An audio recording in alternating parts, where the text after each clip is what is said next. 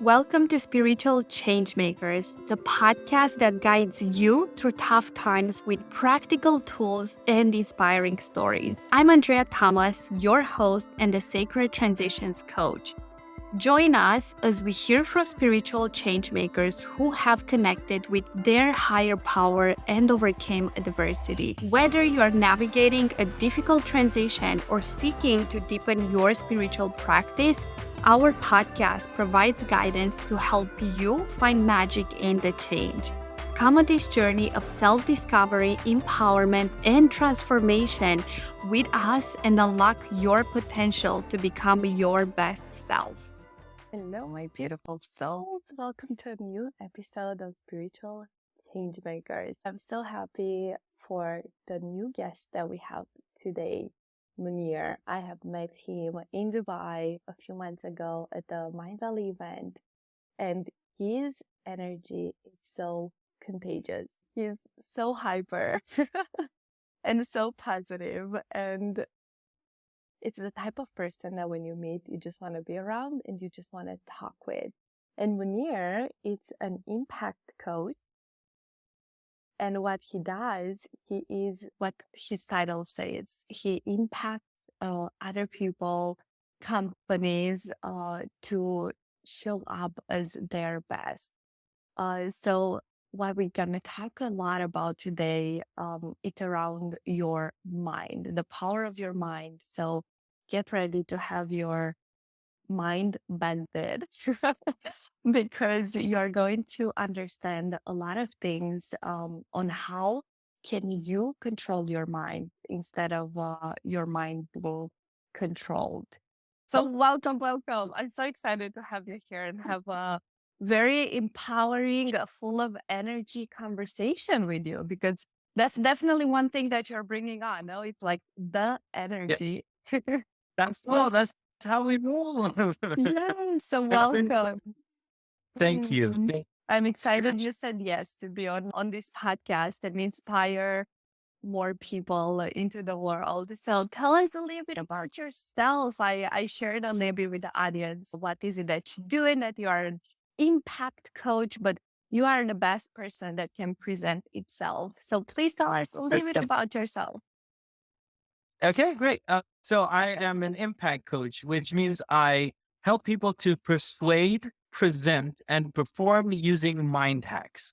Essentially, I teach people how to master the mind. And as a result of mastering their mind, they can take their performance to a whole nother level. They can take other people's performance to another level, whether it's coaching, etc., or persuade, whether it's getting changes for ourselves or helping to persuade others, and then communicate at another level. So that's what a mind hack is, just mind. Everything comes down to how, so yeah. Amazing. So today you guys are in for a treat to hear some really practical and amazing tools on how you can master your mind too. And I'm curious, before we go into your story and what got you into this, I would love to ask you, what does spirituality means to you? How do you define spirituality? So I think spirituality is, to me, is getting in touch with a higher purpose. Now, for different people, spirituality can mean a whole number of things. However, when you boil it down to what's the kind of common denominator, it's getting in touch with that higher purpose. For some people, whether it's God, it's the universe, it's the calling, it's getting in touch, feeling guided. When we get in touch with a higher purpose is that North Star that guides you, and where you feel pulled towards something. And so spirituality to a lot of people means a lot of different things. It means connecting to many different things. However, that's what it boils down to, that connection to that higher purpose, higher calling, higher self. We can call it, someone says, I'm not connected to something else, but I'm connected to myself. There's a connection there. It's that getting in touch, that connection, that understanding. And so to me, that's kind of spirituality in a nutshell. We could go on and on at the very big topic, but to point it down to the nutshell, yeah, Yes. that's what I'd say. It is a big topic. And what I hear you saying a lot is connection. So connection with your higher self, with something bigger than just your physical self. And I know when I started on my spiritual journey, one of the biggest things was to feel the connection, and not only with self, but with everything around me. Like Yeah, feeling as one. This is something that spirituality helped me with, to feel as one with everything, nature, people, animals. And it's such a different way of living than when you're like, oh, it's all about me and I'm my self individual person, and it's separation, yeah, I would say, yeah. instead of connection. And it requires growth. Like any form of spirituality is a form of growth, because whether it's our, what you call it, our higher selves, is expanding to being better than who we have been, whether it's to God, whether it's to a higher purpose, all of those are about expansion, growth, and growing. So yeah, that's Amazing. Thank you. Thank you. So tell us what got you into the mind hacks. Like mind hacks, it's a pretty, I would say, specific thing to go into and help others master their mind. So I would love to hear what got you into this journey. great. Okay, so there's a couple of aspects to it. What got me onto the journey, and then why I feel it's important. First of all, why mind hacks? Why the mind? I think our results in life are a result of our actions. Our actions are a result of our decisions, and our decisions really come down to how we think in any given moment. In any given moment, we can go a number of different ways. And so mastering the mind is that determining factor that really determines the long results in our life. How did I get into it? Growing up, I was actually really geeky. I was a really awkward kid growing up. I was bullied a lot. I had glasses that were thicker than Coke bottles. To give you an idea of how bad my eyesight was growing up, if I took off my glasses and I put them on someone put on my glasses, they'd see back in time. That's how bad my eyesight. And so I had a lot of self-esteem issues. I was bullied by the guys, made fun of by the girls. Even the cat used to sit on me. I was bottom rung in the house. And I really believe truly that people were born persuasive. People were born popular. People were born funny. People were born with that charm, charisma, and that I didn't have it. I truly believed that. For a long period in my life, I just thought, this is how I was born. This is how I am. I am unable to change.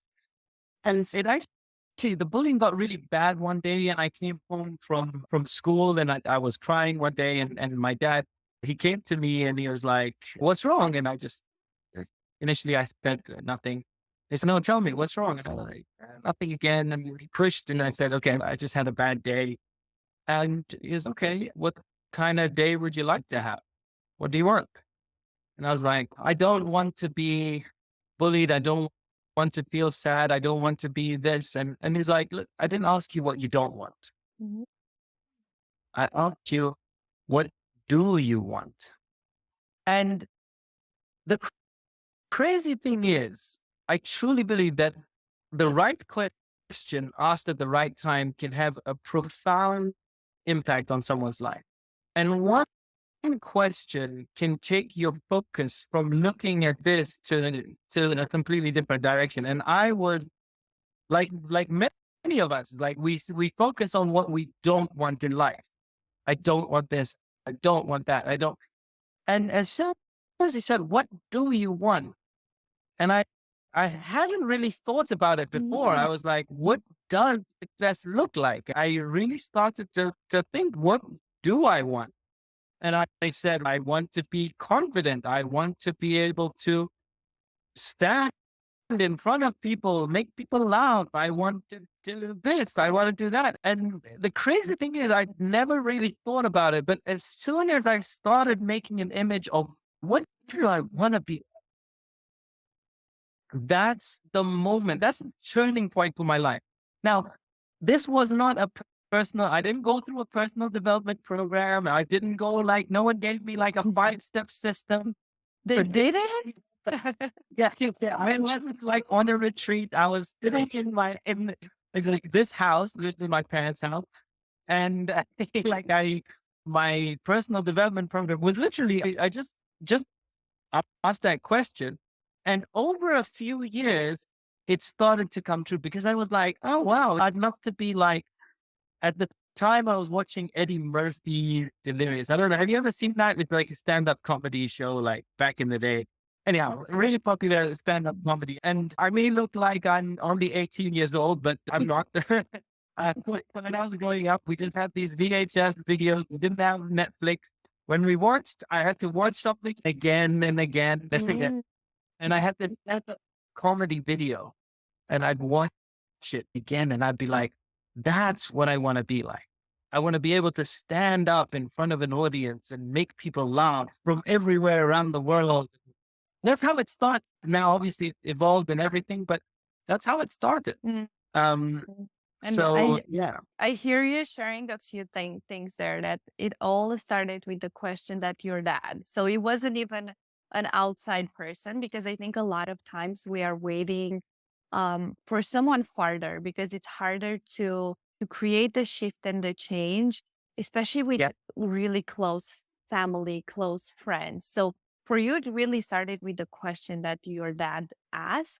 And it was changing the focus from what you don't want to what you actually want. Right.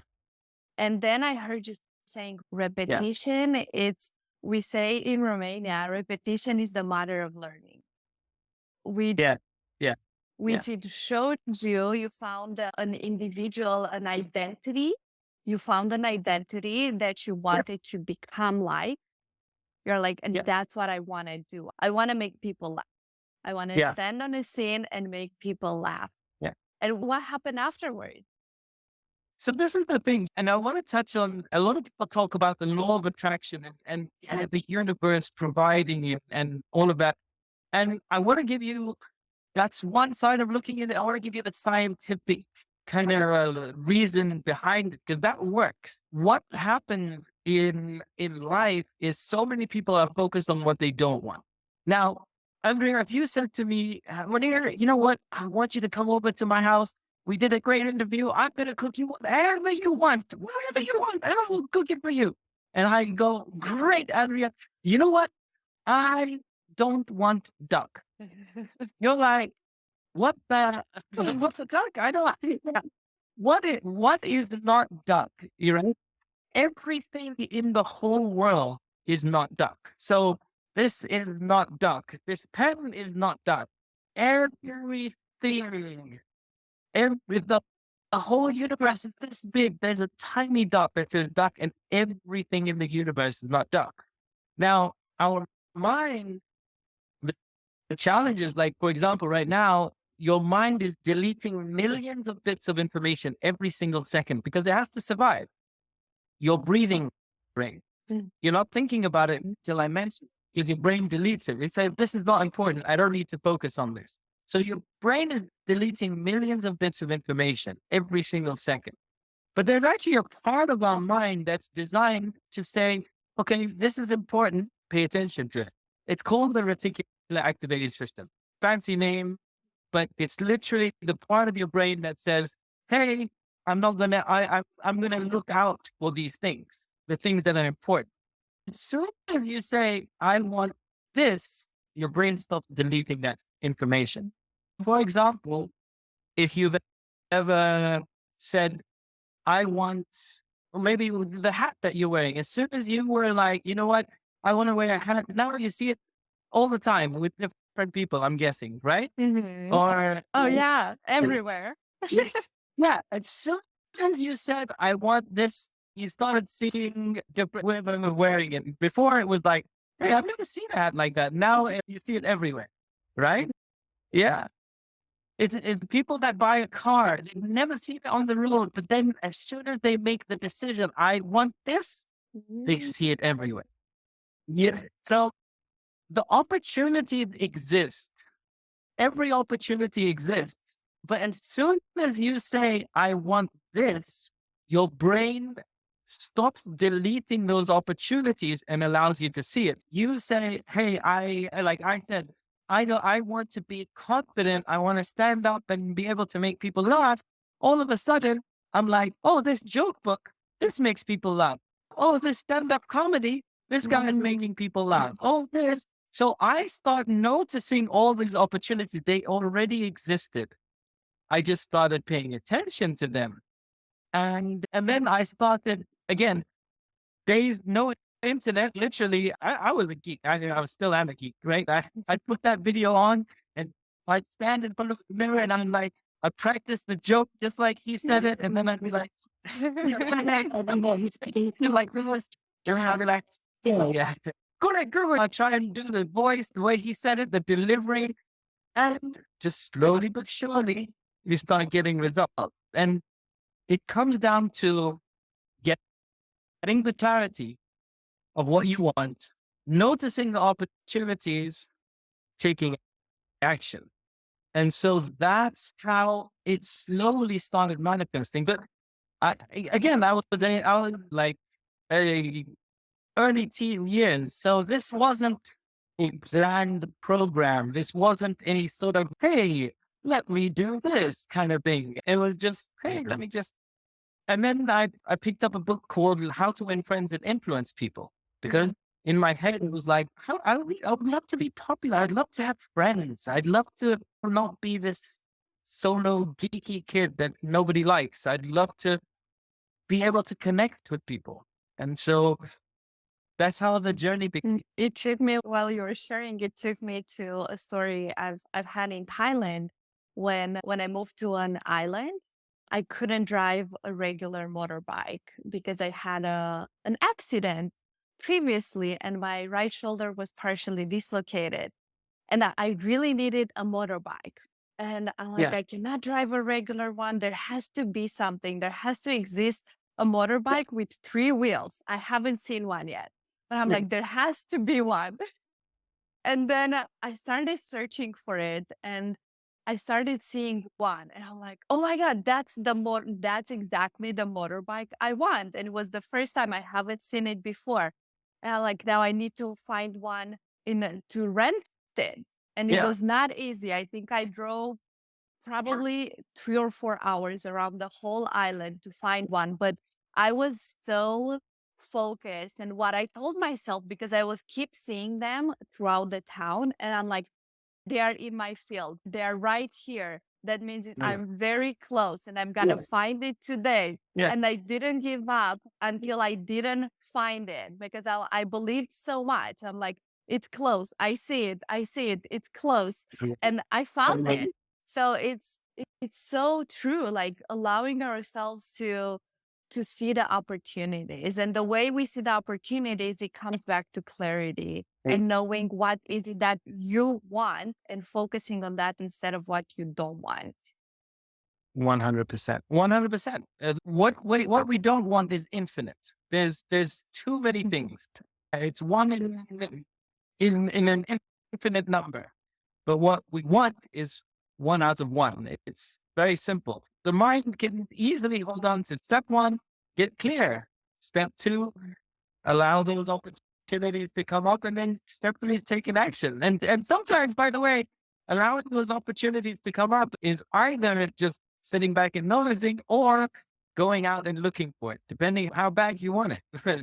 Amazing, amazing. So we have a little bit of a science here, and I love how you explained that our mind just deletes things, like a lot of things every single second. But when we tell it what we want, it's going to hold on it because we say, this is important. I want this. So pay attention to this. This is what pretty much what it does. Beautiful. And what happened next? Because now you're helping companies, you're helping individuals, you are doing this all over the world. You have spoken over 80 countries or 80 stages. Well, I've spoken to over 20 nationalities. I've spoken in about 20 countries so far. Zoom doesn't count with different Yes. countries. So Yes. So yeah. now you're doing it at a very big scale, from being that person that was bullied, geek that believed that we are fixed and cannot change things. Now you're doing it at a very big scale. And what determined you to do this and show up and speak? Because speaking, it's one of the biggest fears of people in on a stage in front of hundreds, millions of people. We spoke about that higher calling. I think when we have gone through a big challenge, a lot of us, when we are in personal development, you go through a challenge, and then once you've overcome that, and you can see people on the other side of the challenge, and you know that they can overcome it. For example, starting out, when I see people that are really shy, really geeky, they feel that they're not popular or etc., I know that they can overcome it. I know it deep in my heart because I've done it, right? I know what beliefs that they have. I know the things. As soon as when you have overcome something and you know it's 100% possible, then and you see someone with that same challenge, then you're going to want to like, hey, you know what? It is possible. You want to let them know it's possible. And so that's how it starts out. That's how I started out. I did not believe it was possible. I truly believe that people were born persuasive. People were born confident. People were born this way. As soon as I had transformed, and I'd read about loads of people that had transformed, loads of very influential people that started out very geeky. And I was like, oh, wow, this person started out like a geek. This person was shy and reserved. This person. And I started to realize, you know what? Anybody can change. Your past doesn't determine who you are. So as soon as I made that determining factor, then it started out just by helping the odd person here and there. Just like we all do, we love helping others. We want to give advice, etc. And then I suppose it really started when I did my NLP training. I'm an NLP trainer, so neuro linguistic programming, which is the science of the mind. That's why mind hacks come from that. And when I did my NLP training, I'll just give you one example. While I was doing this training, on my first training, I had been terrified of snakes my whole life. Like absolutely terrified. I could not look at one on TV. If I saw one on TV, I'd be like, I can't look. That's literally what my body would do. I'd get dog yeah. Now, I went to do my NLP training. We learned the technique, and in 15 minutes, I went from there is no way in hell that I am ever holding a snake to, hey, look at me. Yeah, I was having a picture of a snake. And I realized how quickly people can transform, how people can go through something for the whole of their life, a belief that they will never be able to do something to doing it just like that. And I started to understand the power of the mind. And as soon as you understand that, you feel like you have a duty to help others because the world needs it. I don't know anyone that has no challenges. We all have challenges. It doesn't matter how rich you are, you have arguments with people. Yeah. It doesn't matter how many friends you are, you have challenges. It doesn't matter. Everyone has challenges. And when I had this toolkit, I was like, I gotta help. I gotta help people. And so I used that toolkit on myself to become more confident on stage. This is all taught, developed, construct. This being able to go on stage and perform is a constructed thing because I said, you know what, I had that image. But when I first started my journey, I'd still go up on stage. I'd still be shy occasionally. I'd still mess up. I'd still care a bit too much. But then I said, you know what? This is what I want to be like. This is who I want to be like. And so I said, what do I need to feel? What do I need to be like in order to make this happen? And I trained the muscle and made it happen. Yeah. Wow. So many gold nuggets there. So many gold nuggets. I hope you guys really paid attention because he really shared a lot of very important factors there. And I really heard you saying also, Muneer, how you took those tools that you have learned within NLP, within your coaching, within your personal development, and applied on yourself first.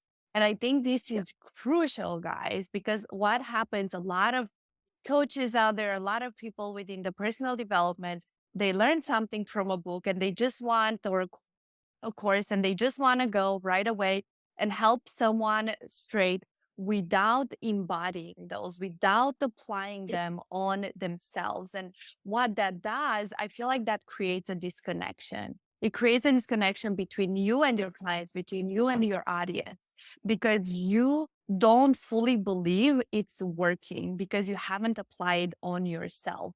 So this is such an important, crucial step for any coaches, anyone who wants to help someone, because we heard so many times people are not going to pay attention to what you say, but they're going to pay attention to what you do. So by applying and creating that change within yourself first, then it's going to become also so much more natural to go and help others and lead others because you know how to lead yourself. So that's, I love it. I love that you share that. And what would you tell to those people right now? Maybe they are still in an adult phase, because I know you said when you were young, you were bullied and you're very shy and so on. But I'm sure there are still a lot of adults right now who are still dealing, maybe not necessarily with bullying, but with that belief that this is who I am, this is who I was, and they still don't are able to see on the other side that they can change. What would you tell to those people to change their perspective and to give them hope that they can come on the other side as well? Yeah. Look, the imposter syndrome is a real thing, right? No matter how many times, like I've transformed a lot of different times in my life. Every once in a while, it'll pop up. Like I'll come up with a new challenge. There's a new challenge that comes to me, and I'd be like, oh, but I can't do it, or I don't know if I can. I don't believe in this. And imposter syndrome is the thing. And the reason I started with this story is because my earlier story is because I truly believe that's the starting point of all transformation, right? And it's literally going. Actually, I missed out one key part is your why. For me, I had been when I had come home from school crying that one time, I had a really deep desire to change. And now, whenever I do want to massively transform, I'll give you an example. And I love that you talked about how coaches should really embody this. If you want to help others in an airplane, what do they tell you? Put on your oxygen mask first to help others, because otherwise you're not going to be much use to anybody. You've got to help yourself before you help others. And I learned a number of techniques and I managed to change many different areas of my life, but not everything. I was smoking at one point in time, vaping, right? And I was like, okay, I knew techniques to help people quit vaping, but I just didn't feel like I didn't want to go and advertise it because I was vaping myself. And I was like, okay, I, and then one day I just sat down and I said, okay, who do I really want to be? And I said, I want to be a transformational person that really inspires others to do. Okay, why is it important that I quit vaping? Because if I don't, I lose my reputation. I wrote down a number of reasons as to why this was important. Now, inside, and like a big part of my head was coming up with all the excuses. Oh, all your friends do it, or what if you can't even go for a couple of days without it, or this or that, like all that negative talk. But what if you do this? Or like, nonetheless, I got very clear. Why is this goal extremely important for you? What will it allow you to do? So I got really clear, wrote down all those things. And there's a crazy thing when something is extremely important, you're still here. How do I say it? Courage is not the absence of fear. Courage is taking action despite the fear. And progress is not the absence of limiting beliefs. It's pushing through those limiting beliefs. I get it. There's going to be limiting beliefs for all of us. I have lots of limiting beliefs every once in a while, but I push through them. And I can talk you through a couple of techniques to enable people to push through those limiting beliefs. But the first part was, what do you want? Second part is why. Like, why do you want it? And then you start to take action, getting clear on what those limiting beliefs are, and then challenging them. And I can give you a couple of tips on that. Would you like to share some of those techniques that people can take on and apply in their lives to become aware and let go, eliminate the limiting belief? Okay, cool. I think the first part is understanding how we think. Like, what makes up our thoughts? So essentially, we think in a couple of different ways. One is we start to visualize things, and we move toward those pictures that we visualize. And that's why I said getting clear on what it is that you want, that image of success is one part. The second part is, what are we saying to ourselves?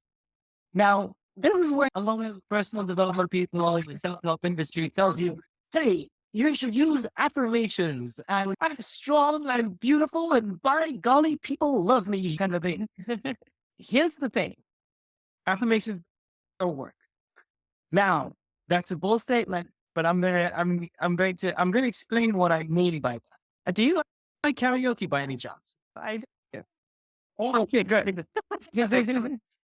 My friends about 4 years ago, they took me to a karaoke place, right? 4 years ago. Yeah, 4 years before COVID. They take me to a karaoke place, and we go into this room. There's a big screen in front. It's like a kind of private room, but there's a group of us. And my friend Tony says, okay, Muneer, it's your birthday. You go first. So I'm like, okay, I take the mic. And I start scrolling through this long list of songs, and I'm like, it's a long list. So I'm like, and everyone's looking at me like, okay, look, just hurry up, just pick something. So I picked the first one that I could see, which is Bon Jovi, "Living on a Prayer." You know the song? Yeah. Or it's who doesn't. Okay. Good. So my friend Tony is also, oh my God, Muneer, that's one of my favorite songs. And I'm like, Tony, I got you. So I grab the mic, and it's my birthday. In the words of 50 Cent, I'm a party like it's my birthday. So I grabbed the mic and I'm like, wow, going for it, right? Going all in. Halfway through the song, my friend Tony just in the middle of the song, and I'm like, Tony, what? He goes, Muneer, who sings this song? And I pulled for it. Like I go, yeah, it's Bon Jovi. And he snatches the mic from me and he says, Muneer, let's just keep Bon Jovi singing it. You leave it alone. Cried myself to sleep for 3 days. But like, I tell you the story because here's the thing. It was one of his favorite songs. I had the exact same words that he loved. I had the exact same music that he loved. So what took it from an amazing experience to a crappy experience for him? Let me ask you this. What took it? What took it from an amazing experience in terms of one of the songs that he loves to a really crappy experience? What was the difference? Your voice, your energy. Wow. Do not be on this call. Yeah. 100%. It's my delivery. The way that I said it. I said the exact same word that he loved, but it took it from an experience that made him happy to an experience that made him sad. And the challenge is so many people believe in, oh, if I just say the right thing. Exactly, Coach, saying delivery, 100%. If I just say, okay, I'm strong. But what happens is so many people go out on a stage and they go, I'm confident. Okay, be confident. And the way they say it the brain doesn't even want to believe it. It's not what you say, it's how you say it. So when we talk about our thoughts, how we say things in our mind has a real effect on how we think. And I guarantee you, ask anyone, and I'm guessing you've had some negative thoughts in your life that have made you feel bad. I'm guessing that, right? We are wired in that way. So we have to rewire ourselves to go Yeah. from focusing and thinking negative into a more positive. And what is rewiring? And this is the secret to rewiring. When people think negative thoughts, right, that make them feel bad, I guarantee you it's not a whisper. It's not a, okay, you're such an idiot. Why did you do that again? No, that voice is, you're such an idiot. Why the hell did you do that again? What the hell is wrong with you? That voice is stronger than that affirmation voice. The voice strength tells your mind what to think of and what to believe. So if your negative voice is stronger than the positive voice, guess which one's going to win? Right? Okay. So a lot of people go, okay, why are you such an idiot? And then they go, okay, on everything positive, and they go, okay, I am strong, I am powerful. And which one's stronger, that negative voice? But I'm going to ask you to think of a thought that has made you feel bad in the past, right? And think of that voice that it was said in, the strength of that voice. And now do this. Turn that voice into a Mickey Mouse voice. And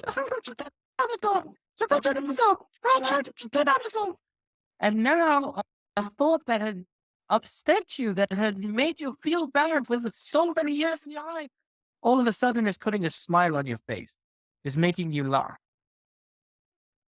And it seems like a silly, trivial thing. If you're making the voice silly, what is said within that voice becomes a silly thought. And you stop believing. And so that is so when we talk about controlling our thoughts versus our thoughts controlling us, this is taking control. It's not just about, so when I say affirmations don't work, affirmations work if you say them the right way, because it's not just about what you say, it's about how you say it. And so when we take control of our thoughts, taking those negative thoughts, the reality is we may always have this voice. It's not getting rid of the voice. It's taking control of the voice and making the negative voice silly so that we just go, yeah, I don't believe that. Yeah. Love it. Love it. Yeah. Yeah. So taking that negative voice, making things silly, taking that positive voice and really giving it power. Really going, I'm like, when you say I'm confident, you stand confidently going and say, I am confident. And when you say it with strength, you start to really feel it. So, and it's also using your whole body. It's not just with the voice, but it's the whole body, the whole expression. This is where we engage all of it. You 100% hit the nail on the head. I mentioned there's 3 prongs to thinking. There's what we visualize, what we say to ourselves, and then what we feel. And what we feel is based on how our body moves. And so that's 100%. I've never seen a sad person stand like this. I've never seen a happy person be like this. Close their body, put their head down, and move very slowly. I've never seen a happy person do that. Yeah. And we think our emotion create our physiology. Mm-hmm. But our physiology creates our emotions. There's a great talk out there, a TED talk by a lady named Amy Cuddy from Harvard University. And she showed that just by standing, this is what's called a champion pose, or you've got the Wonder Woman or and you do that for 5 minutes, and it's been proven to reduce your cortisol, your stress hormone, by 20% and increase your happy hormone. So when someone says, I don't have confidence, first of all, nobody has confidence. No, it's not something I can put in my pocket or you can buy from the shop. We think confidence. And it's a process, and a process can be learned. And I can show anybody in just 5 minutes how to reduce stress and increase confidence. Just, Yes. And just look. Yeah. And I also have learned that from these three that you just shared, which is what we visualize, so what we think, what we say, and what we feel. The fastest way to change your disposition, to change your mood, to activate a certain feeling, like the confidence, for example, it's through your body, through standing in a certain way. That's the fastest way to change it. It's a couple of things. I spoke about them individually, but why have the ingredients separately? Why not make it into a salad, right? And what you could do is literally just the fastest thing that you can do to break someone out of something is just snap out of it. That's why we say snap out of it. It's called pattern interrupt. Snap out of it, stand strong, and then say something powerful in a strong pose, and then you are stacking. So these are things that you can stack on top of each other. Yes. Yeah. So 100%. By the way, that's to your point. One of the simplest ways to help somebody that's very sad and depressed and they're like, oh, woe is me, is just saying, hey, look, come with me. Let's go for a walk and talk. If you have no experience in helping people whatsoever, by getting someone moving, while by getting them walking, you're changing their physiology and therefore you're changing their emotions. That's it. Yep. I So heard you. it can be very powerful. Oh, yes. Our mind is just incredibly powerful if we learn how to utilize it ourselves and not let it use us. And I heard you saying a lot of different things, but one really important factor that stood out for me is first and foremost, anyone can change. Anyone. It doesn't matter where you're at in your life, what you're doing. Anyone can change, but you have to get clear on why do you want to create that change, no matter what it is. And you gave the example with the vape, and getting super clear on why that change is important for you in this time in your life.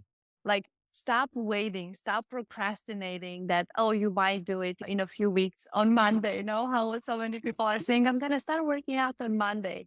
Now get super clear on why you want to create that change today and why it's important for you. So that's a super important factor. And then what we tell ourselves, and then taking action. And that action is going to look different for each and every person. And you gave a few different examples. For some people, can be just, okay, now I just became aware, and that was by action. I just became aware of that thought, and I'm releasing it, and that's it. But for some people, it's actually taking the physical action. So it's getting clear on what action it's for you in that moment, because it's gonna look different every single time based on the change you are looking to create. Yes. Yes. 100%. 100%. Yeah. 100%. I think you've summarized it really well. You had a great point in that. I'm just going to say something I don't know you about. Yeah. Look, it's why I know. Yeah. That's what I remember now. I just wanted to touch on that why reason, right? Look, there are always obstacles for any single task that you want to undertake. What gives people results is when your reason is bigger than your obstacles. Here's what I mean, right? When your reason is bigger than your obstacles. For example, if I asked this to a lot of people, right? If I say, look, go down the street, there's a house over there, it's open, there's a couple of bits of broken glass and everything. Go upstairs, there's a $1 note lying there, and they'll go, yeah, no, I just can't be asked. There are too many obstacles in the way. But if I say to them, look, your loved one is at the top of a building that's 100 flights up. There's fires, there's things, there's broken glass, the lift isn't working, there's electrical wires hanging, all sorts of things. They'll go. Even though there are bigger obstacles, there are much more difficult obstacles, they will make it happen because their reason is higher. They'll make it happen. Oh, do you like theme parks by any chance? If I like Like what? theme parks, like amusement parks, like roller Yes, coasters. I love Okay. roller coasters. Right. I went to Warner Brothers. We have Warner Brothers in Abu Dhabi. It's a theme park close to where I live, and I went with my daughter one day when she was a bit younger. And so I'm walking through the theme park, and I come up to this sort of T junction, and I can go. So I'm walking this way. I can go left, or I can go straight, and I get a phone call. And I speak to this guy. I'm like, listen, I'm at a theme park. I can't talk right now. Let me call you back later. Okay, cool. Put the phone down. I look down. I'm like, Sarah. She's gone. Now, I can go straight and look for her. I can go this way. I can go this way. Obviously, I go every way. I'm like, I go this way. I come back. I go this way. I come back. I go this way. I come back. Because I can't find her. Now, do you think I gave up? No, of course not. No. If I gave up, I would not be here today. So I go, but I go again. I tried the first excuse. I tried everything, right? But I tried it again. And now I'm shouting louder. Normally, the excuse, especially when I'm in public, is what will people think? I didn't, in that moment, something, a valid reason of why I would never shout in public is gone. What would people think? I'm shouting at the top of my voice, Sana, Sana. Am I like, I don't care if I'm upsetting anyone, if I'm spoiling anyone's experience, what people will think of me, all of that's gone. I have one very clear focus. So I go this way. I'm like, Sana, Sana, Sana, Sana, Sana. I do this about 8 times. I have tried everything. I have tried it multiple times. Do you think I gave up? No. No. And yet, and I'm guilty. In life, I have not done things because there are times where I've thought, what will people think? There are times in my life where I've thought I've tried it before. There are times where in my life where I've gone, I tried that multiple times and it didn't work. Why? I'm not going to try it again. I have stopped multiple things because of all of those excuses. But in this moment, I kept at it until I got a result because my why was higher than my obstacles, than my reason. And sometimes in life, that's one of the things with, if I'm working with someone, I spend a lot of time to build up that why, because if the why is strong enough, it went anyhow. Yes. So, Such a beautiful story. And I love how you gave this real life example, because it's really going to help people see themselves into it. Like I was able to see myself into it. And it's so true that when we have this big reason, big why, you put behind all your excuses, all the reasoning on why you cannot do it. Oh, this was so amazing and so beautiful. And we are coming up to the top of the hour. I cannot believe it. Before we finish this episode, Muneer, if there is one thing for people that you want to let them with, one thing that people still maybe are in their mind thinking, I'm not able to do it. I don't believe it's possible for me. It's possible for you, but not for me. What is one thing you would tell them right now? Your past doesn't determine your future. Whatever you've done in the past, the best thing about the past is it's over, as my mentor, Dr. Richard Bandler says. And we like to find examples of people that are better than us, that when we compare ourselves to an Elon Musk or someone that's completely out of our league. But let me ask, the question that you always got to ask, is there someone with less ability than you that has had the result that Yeah. you want to have? And Mm. we can always find that. There's so many times that we can find it. I guarantee you that there's a person that you thought, oh, this person would never make it. And then you're like, oh, wow. There's people out there that I've interviewed a number of people that are quadriplegic and they have no arms and no legs. And they have achieved so much more than the excuses that I've given myself. And so don't look at people that are out of the league. Just look at someone and ask yourself, is there a person with less ability than you that has achieved? And you will always find that answer because now it's all about where we focus. Shift that. Yeah. Yeah. So here So, you would say, yeah. And then, yeah, here you would say, Muneer, that it's not a matter of abilities if you can do it or not. It's a matter of your desire, of your yeah, why, of your reasoning. It's not a matter of the abilities because the abilities can be developed. The abilities a lot of times are skills to be developed. That's what it is. It's not that you are not as smart as other people and that you cannot do it. yeah, 100%. We are built to make mistakes as well. We are built to make mistakes until we get things right. And no one on this call was ever born walking. You Yeah. fell and could stand until you could walk, until you could run. And in life, don't expect a overnight success. I have messed up in every aspect of my life. And it's okay until you succeed.